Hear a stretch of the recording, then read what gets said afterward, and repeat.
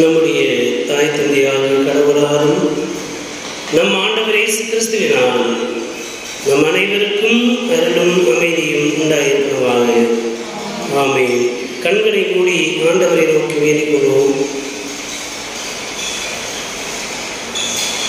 எல்லா அருளுக்கும் ஆசீர்வாதத்துக்கும் ஊற்றாயிருக்கிற எங்கள் அன்பின் நல்ல கடவுளே, இந்த பரிசுத்தமான ஞாயிற்றுக்கிழமைக்காக இந்த நாளை ஓய்வு நாளாக கடவுளுக்கு உகந்த நாளாக அனுசரிக்கும்படியாக நீர் எங்களுக்கு பாராட்டின தயவுக்காக நன்றி படைக்கிறோம். இப்பொழுதும் உடைய திருமணங்களை வந்திருக்கிற நாங்கள் எங்களுடைய உள்ளத்தை உம்முடைய திருமணத்திற்கு என்று ஒப்புவிக்கிறோம். உம்முடைய திருமணம் இன்னது என்பதை விளங்கிக் கொள்ளவும் அதன்படி வாழவும் இந்த சமூகத்தை மாற்றுருவாக்கம் செய்வதற்கு ஏதுவான மறுரூபமாகுதலை நாங்கள் அறிந்து கொள்ள நம்முடைய ஆவியானவர் வழியாக எங்களுக்கு ஆற்றுப்படுத்தி உதவி செய்து வருகிறார்கள். நீர் பேசும், நாங்கள் கேட்கிறோம். இயேசுவின் வழியை வேண்டுதல் செய்கிறோம். அன்பின் நல்ல கடவுளே, ஆமென். திருத்துவ திருநாளுக்கு பின்வரும் 26ஆம் ஞாயிறு என்று சொல்லப்படுகின்ற இந்த நாளிலே படித்து சிந்திக்கும்படியாக நம்முடைய திருச்சபையின் முன்னோர்களால் முன்குறிக்கப்பட்டுள்ள செய்தி பகுதி தூய மத்தேயு எழுதின நற்செய்தி நூல் 17ஆம் பிரிவு திருவசனங்கள் 1 தொடங்கி 9 வரை அடங்கிய திருவசனத்தை படிக்க அனைவரும் எழுந்து நின்று கவனமாய் கேட்போம்.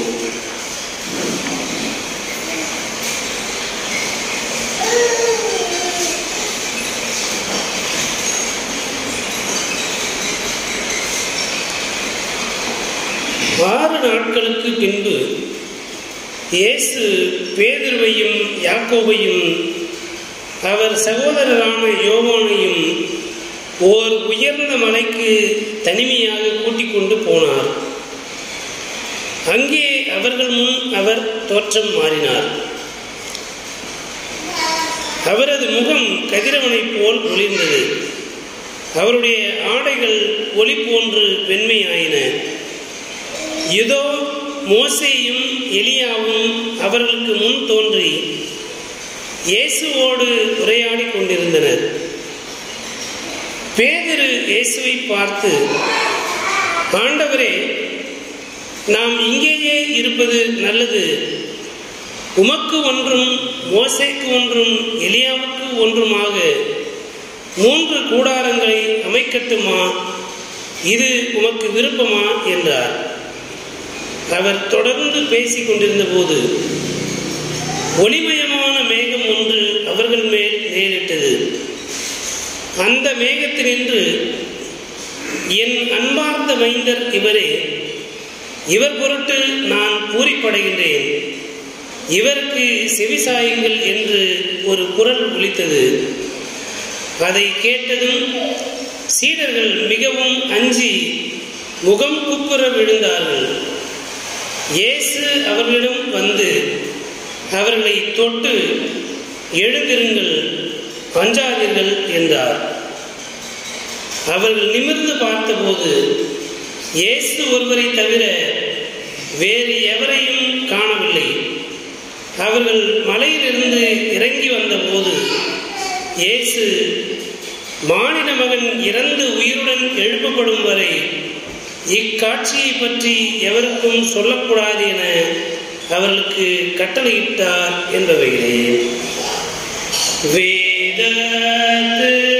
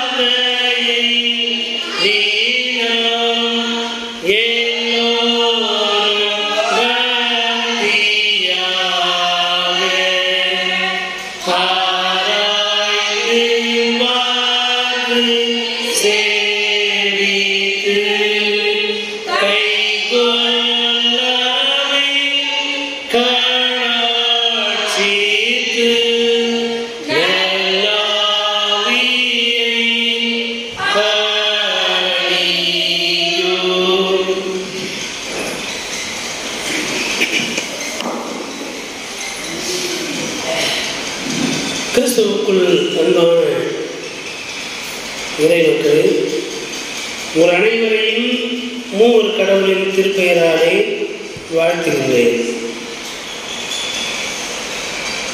திருச்சபை ஆண்டினுடைய கடைசி ஞாயிற்றுக்கிழமை, அதனைத் தொடர்ந்து புதிய திருச்சபை ஆண்டு, அது கிறிஸ்து வருகையை அடித்தளமாக கொண்டு வருகின்ற வாரத்திலே கிறிஸ்து வருகை ஞாயிறை நாம் அனுசரிக்க இருக்கிறோம். கிறிஸ்துமஸ் பண்டிகை காலத்துக்குள்ளாக நாம் அடியெடுத்து வைக்க இருக்கின்றோம். இந்த நாளிலே இயேசுவின் வாழ்விலே நடைபெற்ற கிறித்துவ கடவுளின் நிறைவான தன்மை என்ன என்பதையும், இயேசுவின் வாழ்விலே அவருடைய வாழ்வு, அவருடைய பணி, அவருடைய பிறப்பு, அவருடைய மீட்பு செயல், அவருடைய இறப்பு, உயிர்ப்பு, இது எல்லாவற்றிலுமே யூத கிறிஸ்தவ சமய அடித்தளத்தில் நின்று பார்க்கிற போது ஆண்டவர் இயேசுடைய இந்த தோற்றம் மாறுதல், மறுரூபமாகுதல் என்பது மிகவும் முக்கியத்துவம் வாய்ந்த ஒரு செயல். கிறிஸ்தவ திருச்சபை வரலாற்றிலே இயேசுவின் மறுரூபமாகுதல் என்பது மிகப்பெரிய, மிகவும் ஆற்றல் வாய்ந்த, மிகவும் முக்கியத்துவம் வாய்ந்த ஒரு நற்செய்தி பகுதி. இயேசுவினுடைய தோற்றம் மாறுதல் நமக்கு எதை சொல்ல வருகிறது? நாம் விசுவாச வாழ்விலே இந்த ஓர் ஆண்டிலே இயேசுவினுடைய பிறப்பினுடைய நற்செய்தி தொடங்கி திருச்சபையினுடைய விசுவாசத்தை வளர்த்தெடுப்பதிலே முக்கியமான நிகழ்வுகள், முக்கியமான போதனைகள் எல்லாம் கடந்த 52 வாரங்கள் நாம் கேட்டு வந்திருக்கிறோம். இன்றைக்கு கடைசி ஞாயிறு. விசுவாச வாழ்விலே நமக்குள்ளே என்ன மறுரூபமாகுதல் நடந்திருக்கிறது என்பதை ஒரு செல்ஃப் இவாலுவேஷன் செய்ய வேண்டிய நாளாக இந்த நாள் இருக்கிறது. படிக்க கேட்ட இந்த நாளினுடைய திருமறை பாடங்கள் எல்லாவற்றையும் நாம் கவனித்து பார்த்தோம்னா, கடவுள் படைப்பாளராக இருக்கிறார், படைப்புகளை படைத்திருக்கிறார், அந்த படைப்பின் வழியாக தம்முடைய இருப்பு நிலையை வெளிப்படுத்துகிறார். மனுக்குலத்தை பொறுத்தவரையிலும் மனிதனுடைய படைப்பு என்பது படைப்புகள் எல்லாவற்றிலும் உயர்ந்ததாக இருக்கிறது. எல்லா படைப்புகளுக்கும் மேலானவர் மனிதன் என்ற எண்ணம் மனிதனுக்கு இருக்கிறது. உண்மையாலுமே நம்ம நலம் என்னன்னா, ஒரு பாம்பை நம்மளால கண்ட்ரோல் பண்ண முடியுமா? ஒரு நல்ல பாம்பு வந்துருச்சு, தனி நபரை அதை எதிர்கொள்ள முடியுமா? ஒரு சிங்கம் வந்துருச்சு, அதை எதிர்த்து நிற்க ஆற்றல் இருக்க? ஏதாவது ஒரு புள்ளப்பூச்சி இல்லை ஒரு முயல், ஆடு, மாடு, அதே மாடு கூட ஜல்லிக்கட்டு மாடாக அதுக்கு பயிற்சி கொடுக்கப்பட்டு விட்டால் அதை எதிர்ப்பதற்கு நமக்கு துணிவு இருக்குமா? சொல்ல முடியாது. அது ரொம்ப பார்த்தவொடனே நமக்கு பயம் இருக்கும் இல்லையா? பயிற்றுவிக்கப்பட்ட ஒரு ஜல்லிக்கட்டு மாடு உண்மையிலேயே ஒருவனை அழிக்க வேண்டும் என்று செயல்படாது. அது குத்தும், முன்ன கிளறும், எல்லாமே பண்ணும். ஆனால் யானை மதம் முடிச்சிச்சுன்னா போட்டு அவன் சாவடிக்கிற வரைக்கும் என்ன பண்ணும்? மெதிச்சு சாவடிச்ச பிறகு தான் அது என்ன பண்ணும்? போகும். ஆனால் ஜல்லிக்கட்டு மாடு அப்படி பண்ணாது. ஏன்னா அது ஒரு விளையாட்டுக்காக அது பயிற்றுவிக்கப்படுகிறது. ஆனால் சிங்கத்துக்கு யாரும் இங்கே பயிற்றுவிக்கிறது கிடையாது, பாம்புக்கு யாரும் பயிற்றுவிப்பது கிடையாது. அவைகள் எல்லாம் நம்மளால் கண்ட்ரோல் பண்ணவே முடியாது. நீங்கள் பிறக்கும் போதே ஒரு சிங்கக்குட்டி எடுத்து தடவி கொடுத்து அது பாலூட்டி வளர்த்தால் ஒருவேளை அது வடியில் இருக்கலாம். ஆனால் தானாகவே காட்டில் வளர்ந்த ஒரு சிங்கத்தை நம்மால் அடைக்க முடியுமா? இயல்பாக முடியாது. அப்போ அதற்கு ஒரு எக்ஸ்ட்ராடினரி பவர் தேவை. தாவீது அடக்கினாரு, இல்லை சிங்கத்தின் வாயை வந்து தானியலை முன்னிட்டு கடவுள் கட்டி போட்டார், இதெல்லாம் வந்து அது முறைப்படுத்தப்பட்ட ஒரு அந்த அர்ப்பணம். தாவீது ஏன் சிங்கத்தின் வாயை கீழ்ச்சாருன்னா, தன்னுடைய ஆட்டுக்குட்டியினுடைய உயிர் அவருக்கு மிகவும் முக்கியத்துவமாக இருந்தது. அதனால அந்த துணிச்சலில் அந்த வேகத்தில் போய் என்ன பண்ணார், சிங்கத்தை கீழ்ச்சார். இயல்பாக மனிதனால் ஒரு சிங்கத்தை கட்டுப்படுத்த முடியாது. இயல்பாக ஒரு பாம்பை கட்டாலும் நம்ம என்ன பண்ணுவோம், கைந்தடிச்சு போடுவோம். நம்ம தான் என்ன சொல்கிறோம், நம்ம வந்து படைப்பினுடைய மகுடமாக இருக்கிறோம், படைப்புகளே நம்ம தான் உயர்ந்தவங்க அப்படின்னு. அது எல்லாம் செய்தி. கடவுள் எல்லா படைப்புகளையும் படைத்திருக்கிறார். அந்தந்த படைப்புகளின் பார்வையை நின்று பார்த்தோமானால் கடவுள் எனக்கானவர் என்பதை எல்லா உயிர்களுமே சொல்லும் இல்லையா? நீங்கள் நேஷனல் ஜியோகிராஃபிக் சேனல்லாம் போய் பார்த்தோம்னா, ஒரு மாட்டை இன்னொரு சிங்கம் அடிக்க வருது அப்படின்னா ஒரு 4 மாடு வந்து அந்த மாட்டை காப்பாற்றுச்சுன்னா அதுக்கு அந்த மாடு தான் சேவியர் இல்லையா? அப்போ அது தன்னுடைய இனத்திற்காக அது போராடுகிறது. அப்படி இந்த முழு மாநிலத்திற்காக ஆண்டவர் இந்த உலகத்திலே வந்திருக்கிறார் என்பது முதல் செய்தி. இந்த படைப்புகளின் வரலாற்றிலே கடவுள் படைப்பாளராக இருக்கிறார். எல்லா படைப்புகளின் மீதும் அவர் ஆளுகை செய்கிறார். எல்லா படைப்புகளையும் படைத்தவர் அவர். எனவே எல்லா படைப்புகளும் கடவுளை சார்ந்து கடவுளுடைய திருவுளத்திற்கு தங்களை ஒப்பு கொடுத்து செயல்படுகிறது. ஆனால் மனிதன் மாத்திரமே கடவுளினுடைய சித்தத்திற்கு விலகி நடக்கின்ற போது அவனுக்கு மீட்பு என்பது தேவையாயிருக்கிறது. எந்த உயிரினும் தன்னுடைய இனத்தை சார்ந்த இன்னொரு இனத்தோடு காரண காரியம் இல்லாமல் சண்டை போடாது. அதிகபட்சம் ஒரு சிங்கம் இன்னொரு சிங்கத்தோடு எப்போ சண்டை போடும்,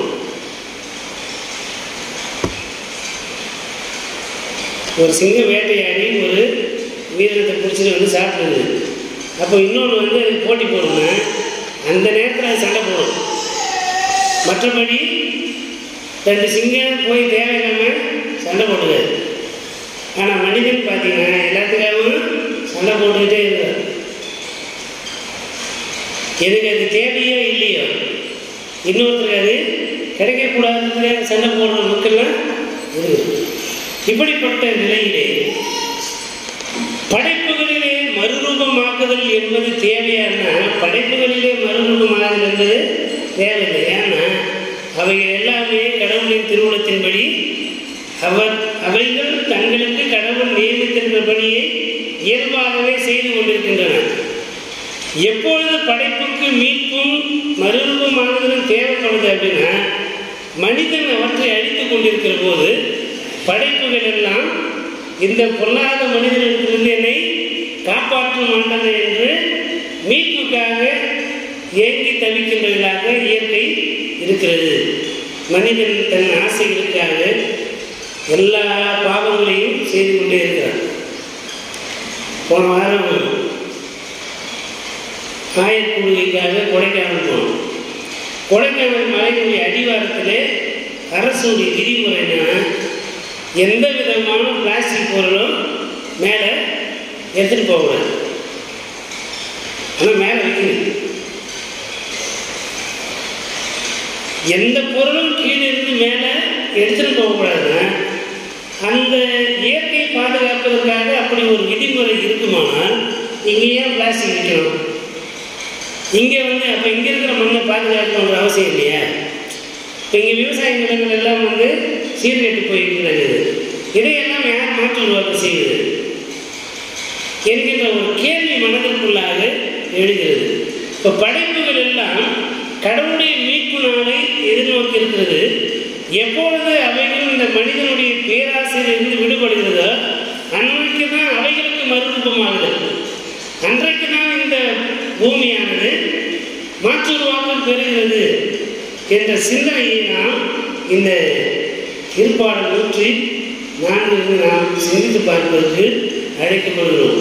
சங்கீதம் 104 108 வரைக்கும் அப்படியே மெதுவாக படிச்சுக்கிட்டே போனால் கடவுளுடைய படைப்பு, அந்த படைப்புகள் எல்லாம் எப்படி செயல்படுகிறது, கடவுள் அவர்களுக்காக என்ன செய்கிறார், அதை அப்படியே தொடர்ந்து 105வது சங்கீதத்தில் இஸ்ரேல் மக்கள் எகிப்திலே அடிமைகளாக இருக்கிறார்கள் என்ற செய்தியை படிக்க தொடங்கி அதிலே ஆபிரகாமை குறித்தும் யோசேப்பை குறித்தும் முக்கியத்துவமாக அங்கே எழுதப்பட்டிருக்கும்.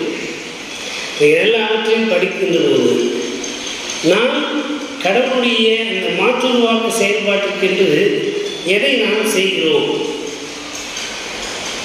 விடுதலை பயணம் 3ஆம் அதிகாரம் 1 முதல் 12 வசனம், யாத்திராகவும் 3ஆம் அதிகாரம் 1 முதல் 12 இஸ்ரேல் மக்களுக்கு ஒரு மாற்றுருவாக்கமும் ஒரு மறுரூபமாகுதலும் தேவையாயிருந்தது.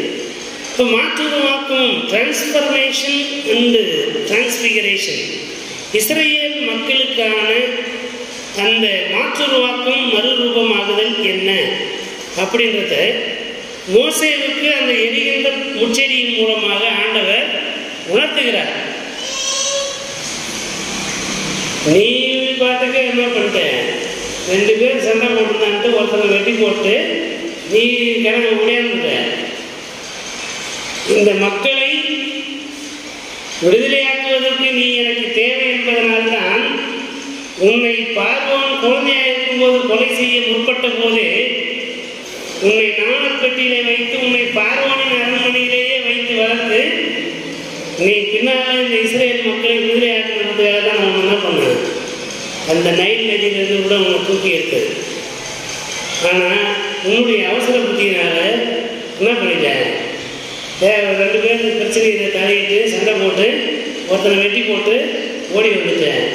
இப்போ எனக்கு அந்த மக்களை விடுதலை ஆக்குவதற்கு உன்னை தவிர எனக்கு வேறு யாரும் தேவையில்லை என்று சொல்லுகின்ற போது இஸ்ரேல் மக்களுடைய நீ வந்துட்ட, நீ ஒரு கம்ஃபர்ட் ஜோனுக்குள்ள வந்துட்ட, நீ தெரியாமல் ஓடியாந்துட்ட, தப்பி ஓடியாந்துருக்கிற.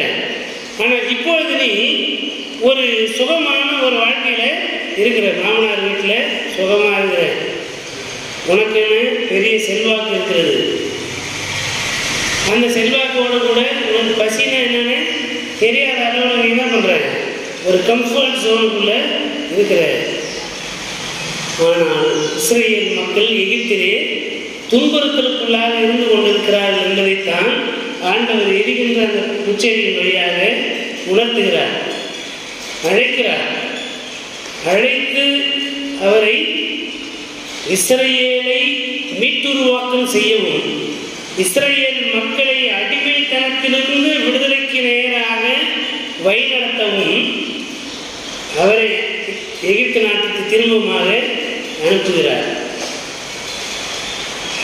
தமிழ் பிற சமயத்திலே வந்து பார்த்தோன்னா ஒரு ஸ்லோகன் இருக்குது, அசத்தோமா சத்கமய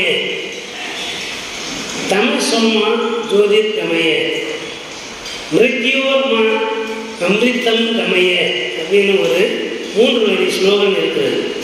அதனுடைய பொருள் என்னவென்றால், from the non being to the true being. கடவுள் இந்த உலகத்தை உருவாக்குவதற்கு முன்பாக பூமியானது ஒழுங்கின்மையும் வெறுமையுமாய் இருந்தது. கடவுள்னு ஒருத்தர் இருக்கிறார்ன்றது கூட யாருக்கும் தெரியாது. அப்போ கடவுளே உருவமற்றவராக இருக்கிறார், நான் பீயிங். இயேசுவிலே அவர் வருகின்ற போது, பூமியை முதலாவது படைக்கின்ற போதும், அதனோடு கூட அந்த பூமியை, இந்த மண்ணுலகை, மானுடத்தை மீட்கும்படியாக இயேசு கிறிஸ்துவை அனுப்புகின்ற போதும், நான் being to the true being. நாம் எல்லாருமே being, but we are not true being. ஏன் தெரியுமா? நம்ம யாருமே கடவுளை போல இல்லை. ஏன்னா நாம் எல்லாரும் பாவம் செய்கிறோம். இயேசு தான் உண்மையான கடவுளுடைய இருப்பு நிலையாக இந்த உலகத்திலே இருந்தார். Is one and only the true being. அதனால்தான் யோவான், இந்த உலகத்தில் எத்தனையோ மனிதர்கள் வந்து பிறந்தார்கள், எல்லா மனிதர்களுமே கடவுளுடைய சாயலில் தான் படைக்கப்பட்டிருந்தார்கள்.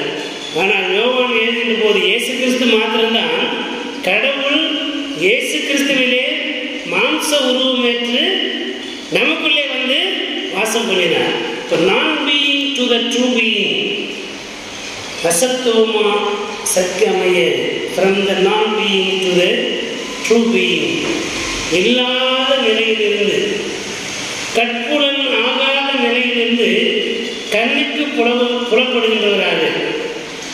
பேதுரு யோவான் எல்லாம் எழுதுகின்ற போது, நாங்கள் யாரோ சொல்லி கேட்டதே அல்ல, நாங்கள் எங்கள் கண்களால் பார்த்ததும் எங்கள் காதுகளால் கேட்டதும் எங்கள் கைகளெல்லாம் தொட்டதுமாயிருக்கிற இயேசு கிறிஸ்துவை குறித்து நாங்கள் என்ன பண்ணுறோம்?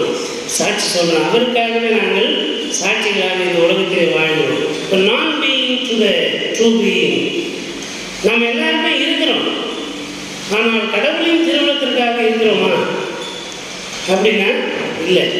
அப்போ நமக்கு ஒரு டிரான்ஸ்ஃபர்மேஷன் அண்ட் டிரான்ஸ்பிகரேஷன், ஒரு மாற்றுருவாக்கமும் மறுரூபமாகுதலும் நமக்கு ஆளுமையிலே தேவையாக இருக்குது. நம்முடைய பர்சனாலிட்டியில், நம்முடைய பண்பு நலனிலே ஒரு மாற்றுருவாக்கமும் மறுரூபமாகுதல் நமக்கு தேவையாக இருக்கிறது. From darkness to light, Israel மக்கள் அடிமைத்தனம் என்கின்ற இருளிலே இருந்தார்கள். தமசோமா ஜோதிர் கமய, ஜோதினான வெளிச்சம், தமிழ் அப்படின்னாக்கா இருட்டுன்னு அர்த்தம். தமசோமா ஜோதிர் கமய அப்படின்னா ஃப்ரம் டார்க்னஸ் டு லைட், இருளில் இருந்த மக்கள் பேரொளியை கண்டார்கள்.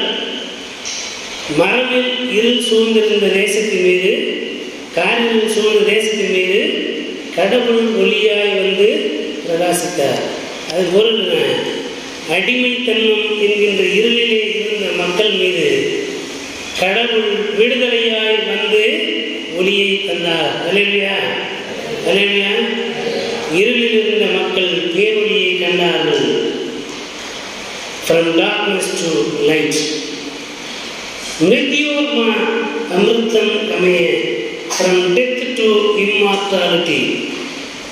அழிவுக்குரிய இந்த வாழ்விலிருந்து அழியாமைக்கு நேராக நாம் வழிநடத்தப்பட வேண்டும் என்பதற்காக கடவுளாகிய ஆண்டவர் இந்த உலகத்திலே இயேசு கிறிஸ்துவிலே வந்தார். ஆண்டவர் இயேசுடைய தோற்றம் மாறுதல் என்பது நாம் எல்லாருக்கும் வாழ்வளிப்பதற்கானது. தன்னலம் நிறைந்த இந்த உலகத்திலே பிறர் நலனுக்காக, பொது நலனுக்காக வாழ வேண்டும் என்பதற்காக, தாம் சிலுவையிலே அறையப்பட போகிறோம் என்பதற்காக, அதற்கு தம்மை ஆயத்தப்படுத்தும்படியாக தம்மை ஒப்பு கொடுத்தார். கடவுளுடைய மகிமை இயேசு கிறிஸ்துவின் மீது வந்து பிரகாசித்தது. நமக்கு எப்பொழுது அந்த அனுபவம் வரும்? திருச்சபைக்கு எப்பொழுது அந்த அனுபவம் வரும்? மாற்றுருவாக்கம், மறுரூபமாக, டிரான்ஸ்ஃபர்மேஷன் அண்ட் டிரான்ஸ்பிகரேஷன் என்பது திருச்சபைக்கு தேவையாக இருக்கிறது. ஏனென்றால் திருச்சபை புதுமை என்கின்ற பெயரிலே அறியாமையை நோக்கி நகர்ந்து கொண்டிருக்கிறது. இந்த உலகத்தில் நடக்கிற எல்லாவற்றையும் கொண்டு வந்து நமக்குள்ளாக புகுத்தி கொள்ள வேண்டும் என்கின்ற எண்ணம். அவிசுவாசத்திலிருந்து விசுவாசத்திற்கு நேராக வழிநடத்தப்பட வேண்டிய நிலையில் தான் திருச்சபை இருக்கிறது. உண்மையான விசுவாசம் எது? இது பார்த்தனால ஒரு 2 வாரமாக ஞானஸ்நானங்கிற பிரச்சனை பேசப்பட்டு கொண்டே இருக்கிறது. திருச்சபை தோன்றின காலம் முதல் கொண்டு பல்வேறு விதமான சிந்தனைகள் இருக்கிறது. திருச்சபை என்று வந்துவிட்ட முதலாவது கிறிஸ்டியானிட்டி அப்படின்றது 2 விதமாக இருக்கிறது. ஒன்று கிறிஸ்துவை பின்பற்றுதல். அது நிறுவனமாக்கப்பட்ட பிறகு அந்த நிறுவனத்தினுடைய கோட்பாடுகளையும் பின்பற்ற வேண்டியதாக இருக்கிறது. இப்போ கிறிஸ்டியானிட்டி என்பது கிறிஸ்துவையும் திருச்சபையினுடைய மரபுகளையும் கடைபிடிக்கிறதாக இருக்கிறது. அப்போ இயல்பாக என்ன சொல்ல வேண்டியது வருது? நீ திருச்சபை மரபை கடைபிடிக்க முடியாது, திருச்சபைக்குள்ள இருக்க முடியாது. ஒரு சங்கத்தினுடைய கோட்பாடுகளை, தத்துவங்களை ஏற்றுக்கொள்ளாமல் அந்த சங்கத்தில் உறுப்பினராக இருக்க முடியுமா? பெரியாரை ஏற்றுக்க முடியாதுன்னு சொல்கிறாங்க ஒருத்தர். திராவிட இயக்கத்தில் இருக்க முடியுமா? சேர்த்துக்குவாங்களா? சேர்த்துக்க மாட்டாங்க. இந்த பெரியார் பிடிக்கணும்னு சொல்கிறவங்க போய் சங்க பரிவாரத்தில் சேர முடியுமா? சேர முடியாது. இதெல்லாம் அந்த கோட்பாடு, அந்த தத்துவத்தின் அடிப்படையில் இயக்கங்கள் நடைபெறுகின்றன. ஆனால் நம்ம பார்த்தோன்னா கிறிஸ்துவை முழுமையாக ஏற்றுக்கொள்வதும் கிடையாது, கிறிஸ்துவை பிரதிபலிப்பதும் கிடையாது. ஆனால் திருச்சபைக்குள்ளே நாம் உறுப்பினர்களாக இருக்கிறோம். கிறிஸ்துவை பிரதிபலிக்க தவறி மறுத்து கொண்டு இருக்கின்ற நாம் கிறிஸ்தவ திருச்சபையில் உறுப்பினர்களாக இருக்கிறோம் என்றால் நமக்கு ஒரு மறுரூபமாகுதல் என்பது தேவையாக இருக்கிறது. ஆண்டவர் இயேசுவோடு சீடர்கள் இருக்கிறார். நாம் இயேசுவோடு தோன்ற வேண்டுமானால் கடவுளுடைய திருவுளத்தின்படி இந்த உலகத்திலே நாம் வாழ வேண்டும். இது மிகவும் ஒரு அற்புதமான ஒரு பகுதி. என்னன்னா, எலியாவும் மோசேயும் இயேசுவோடு தோன்றுகிறவர்களாக காணப்படுகிறார்கள், இயேசுவோடு பேசுகிறார்கள். இயேசுவின் மீது ஒரு ஒளி படர்ந்து இருக்கிறது, அவருடைய உடை எல்லாம் மிகவும் வெண்மையாக இருக்கிறது. இந்த காட்சிகளை எல்லாம் பார்க்கிற போது, ஆண்டவரே உமக்கு ஒரு கூடாரமோ, எலியாவுக்கு ஒரு கூடாரமோ, மோசேவுக்கு ஒரு கூடாரம் போட்டு இங்கேயே தங்கிக்கலான்னு சொன்ன இயேசுடைய சீடன் பேதுருக்கு இந்த உலகம் துன்பத்தில் இருக்கிறது. துன்பத்தோடு இருக்கின்ற மக்கள் நடுவில் ஒரு கூடாரத்தை அமைத்து அங்கேயே நம்ம தங்கி அந்த மக்களுடைய வாழ்க்கையெல்லாம் சரி செய்துவிட்டு நாம் வேற ஒரு ஊருக்கு போகலாம் அப்படின்ற எண்ணம் வரவே இல்லை. பெரிய பெரிய பேரழிவு நடக்குது. இப்போ சுனாமி பேரலை அந்த சமயத்தில் கேம்ப் போட்டாங்க இல்லையா, முகாம் விட்டு அந்த இடத்துல ஒரு டென்ட் போடுவாங்க, அங்கே தங்குவாங்க. அந்த மக்களுடைய அடிப்படை தேவைகள் கூடாரம் அமைப்பது எல்லாவற்றையும் செய்துவிட்டு அதுக்கப்புறம் அந்த கூடாரத்தை எடுத்துகிட்டு போயிடுவாங்க. ரோடு போடுறாங்க, ஒரு குறிப்பிட்ட இடத்துல எல்லா ஜல்லி தார் மிஷின் எல்லாத்தையும் கொண்டு வந்து இறக்கி அந்த சாலைகள் எல்லாம் அமைத்த பிறகு அந்த இடத்த என்ன பண்ணுறாங்க, க்ளீன் பண்ணிட்டு போயிடுவாங்க.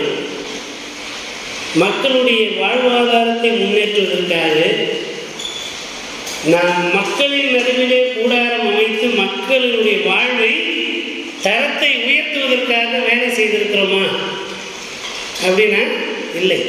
நாம் கடவுளுடைய மகிமையிலே பங்கேற்க வேண்டும் என்று எண்ணுகிறோமே தவிர கடவுளின் நோக்கத்தையும் திருவுளத்தையும் நிறைவேற்றுவதற்காக இந்த உலகத்திலே நாம் மீட்பு செயலை முன்னிட்டு பாடுபட வேண்டும் என்பதற்காக நம்மை ஆயத்தப்படுத்திக் கொள்வதற்கு நாம் தவறி போகின்றோம். இந்த நிகழ்வு நடைபெறுவதற்கு முன்பாக எத்தனையோ முறை ஆண்டவர் இயேசு, நான் உங்களை விட்டு போக போகிறேன், உங்களை விட்டு எடுத்துக்கொள்ளப்படுகிற நாட்கள் நெருங்கிக் கொண்டே இருக்கின்றன சொல்லிக்கிட்டே இருங்க. நீ போகிறதான் போகிற சாமி, போகிறது உள்ள கொஞ்ச நாளைக்கு என் வீட்டில் தங்கிடுங்க, வாங்க நம்ம ஊரில் தங்குங்க அப்படின்லாம் சொல்கிறதுலாம் இல்லை. பதவிகள் அதிகாரத்தை நோக்கிய நகர்வுகள் தான் இருந்து கொண்டே இருக்கிறது தவிர கடவுளின் திருவுளத்தை நிறைவேற்றுவதற்காக மரணத்துக்கு ஒப்புவிக்கின்ற துணிவும் ஆற்றலும் நமக்கு இல்லை. நம்ம எல்லாருமே தன்னலமான ஒரு வாழ்வை நோக்கி தான் நகர்ந்து கொண்டே இருக்கிறோமே தவிர கடவுளின் திருவுளம் என்னது என்பதை அறிந்து கொள்ளவும் அதன்படி வாழவும் நாம் அவரை போகின்ற மக்களாக இருக்கின்றோம். உண்மையான சீரத்துவம் என்பது நாம் தலைவர்களுக்கு ஆலோசனை சொல்வதை விட தலைவர்கள் சொல்வதை கேட்பதற்கு நாம் நம்மளை ஒப்புகிறோம். ஏன்னா தலைவருக்கு சொல்லிட்டு ஐயா நீங்கள் சொல்கிற மாதிரி செய்யுங்க, ஐயா நீங்கள் எது சொன்னாலும் செய்கிறேன், அதை சொல்ல தெரிஞ்சு நமக்கு ஆண்டவரே நீங்கள் எது சொன்னாலும் நான் செய்கிறேன் அப்படி எத்தனை பேர் ஜெபம் பண்ணுறாங்க? மனித அதிகாரத்தில் இருக்கிறவரை பார்த்து ஐயா நீங்கள் சொல்லிட்ட எதை வேணாலும் செய்கிறேன் அப்படின்னு சொல்கிற நாம ஆண்டவரே நீ எதை சொன்னாலும் நான் செய்கிறேன், எங்கே போக சொன்னாலும் போகிறேன் அப்படின்னு சொல்லுவதுக்கு நாம் தயாராக இருக்குமா? இல்லை. மனித மனங்களை திருப்திப்படுத்துவதற்காக முயற்சிக்கிற நாம் கடவுளின் திருவுளத்தை கடைபிடித்து கடவுளுடைய மனதை திருப்திப்படுத்துவதற்கு நாம் பெரும்பாலும் முயற்சிப்பதே கிடையாது. எனக்கு அன்பானவர்களே, மறுரூப ஞாயிறு இந்த நாள் நம்முடைய தனி மனித விருப்பங்கள், தனி மனித ஆசைகள், அதிகாரத்தை நோக்கிய நகர்வுகள், இவை எல்லாவற்றையும் கடந்து கடவுளின் மக்கள் வாழ்வு பெறுவதற்காக, கடவுளின் மக்களை பாவங்களுக்கு மீட்டெடுக்கும்படியாக ஆண்டவர் இயேசுவை போலவே பாடுகளுக்கும் உபத்திரவங்களுக்கும் ஒப்புவிப்பதற்கு நாம் இந்த நாளிலே அழைக்கப்படுகிறோம். மோசேவும் எலியாவும் கடவுளின் மகிமையிலே பங்கெடுக்கிறார்கள் என்பதைத்தான் நம்ம மனசில் வச்சிருக்கோமே தவிர, அவர்கள் தங்களுடைய காலங்களிலே கடவுளுடைய திருவுளத்தை நிறைவேற்றுவதற்காக எப்படி மக்களுடைய பிரச்சனைகளை பேசுகின்றவர்களாக, மக்களின் சார்பிலை நிற்கின்றவர்களாக வாழ்ந்தார்கள் என்பதையும் நாம் கவனிக்க வேண்டும். பார்வோனுக்கு முன்பாக போய் நிற்பது என்பது சும்மா சாதாரணமான விஷயம். கடவுளுடைய வார்த்தை கீழ்ப்படியாமல் போயிருந்தால் இஸ்ரேல் மக்கள் விடுதலையாகிக்க மாட்டாங்க. இன்றைக்கு வரைக்கும் மோசேனுடைய பெயர் இந்த உலகம் முழுவதும் உச்சரிக்கப்படுவதற்கு காரணம், மனித அதிகாரங்களை தாண்டி கடவுளுடைய வார்த்தைக்கு அந்த அடிமைப்பட்டு கிடக்கின்ற மக்களை விடுதலையாக்க வேண்டும் என்று நின்றதினால்தான். இன்றைக்கு கார்ல் மார்க்ஸ் பற்றியும் பெரியாரை பற்றியும் எல்லாம் நம்ம பேசுகிறோம், சேக்குவாராவை பற்றி பேசுகிறோம், ஃபிடல் காஸ்ட்ரோவை பற்றி பேசுகிறோம், நெல்சன் மண்டேலாவை பற்றி பேசுகிறோம், அம்பேத்கரை பற்றி பேசுகிறோம், காந்தியை பற்றி பேசுகிறோம். எல்லாம் எதுக்கு? இந்த மனு அந்தந்த மக்களிடம் விடுதலை அடைய வேண்டும் என்பதற்காக தங்களுடைய வாழ்வை அதற்காக ஒப்புவித்தார்கள். இந்த என்னுடைய திருச்சபை மாற்று உருவாக்க பெறுவதற்காக, என் மக்கள் வாழ பெறுவதற்காக நான் என்னத்தை செய்திருக்கிறேன்? இந்த முன்னோட்டத்தை சீடர்களுக்கு ஆண்டவர் கற்பிப்பதற்காகத்தான் இந்த நிகழ்வை அவர்களுக்கு முன்பாக நிகழ்த்த வேண்டியதாக இருந்தது. அல்லேலூயா. நாம் ஆண்டவர் இயேசுவோடு கூட மகிமையிலே பங்கேற்க வேண்டுமானால் ஆண்டவருக்காக பாடுகளையும் துன்பங்களையும் அனுபவிப்பதற்கு நம்மை நாம் ஒப்பு கொடுக்க வேண்டும்.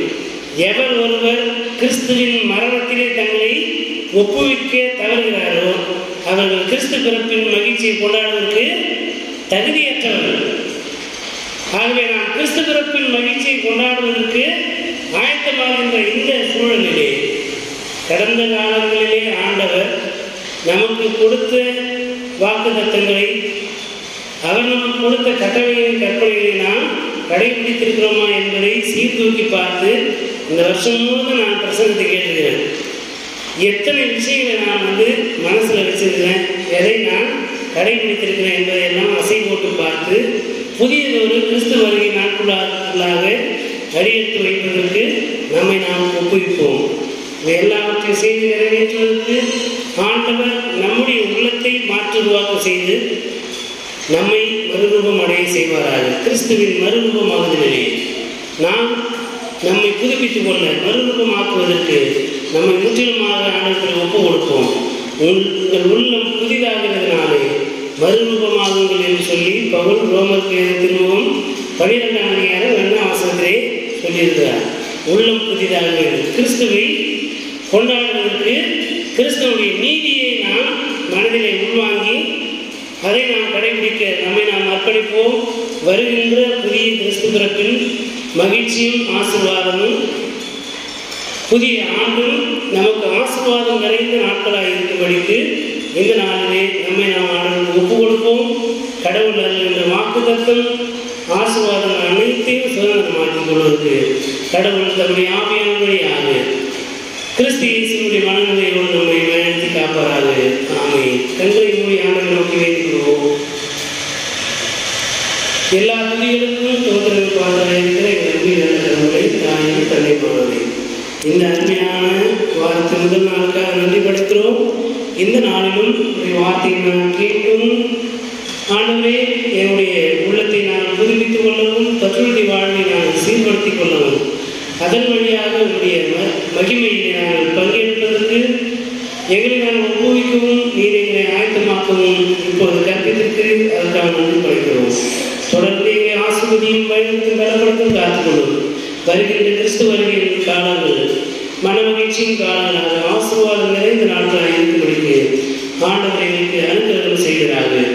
எல்லாவற்றையும் எதிர்காலத்தில் ஒப்புவிக்கிறோம். எங்களை ஆண்டு கொண்டும் வேண்டுத்தும் பலப்படுத்தும் காத்துக்கொள்ளும். இயேசு இடத்தில் பெயர் முன்னிட்டு வேண்டாம் செய்கிறோம். நீங்கள் அன்பு நிறைந்த நல்ல கடவுளே. ஆமே. அனைத்து ஆற்றல் நிறைந்த நம்முடைய தாயும் தந்தையுமாகிய கடவுளுடைய அன்பும் நம்முடைய ஆண்டவர் மீட்பருமாகிய இயேசு கிறிஸ்துவின் அருளும் அமைதியும் தூயாவே அவருடைய வல்லமையுள்ள பாதுகாப்பு பராமரிப்பும் மாறாமலுக்கு உடன்படிக்கை உறவும் ஐக்கியமும் நடத்ததும் இன்று வென்றும் எல்லா கால மனிதர்களும் நீதித்து நிலைத்திருந்து அழைத்து லாபமாக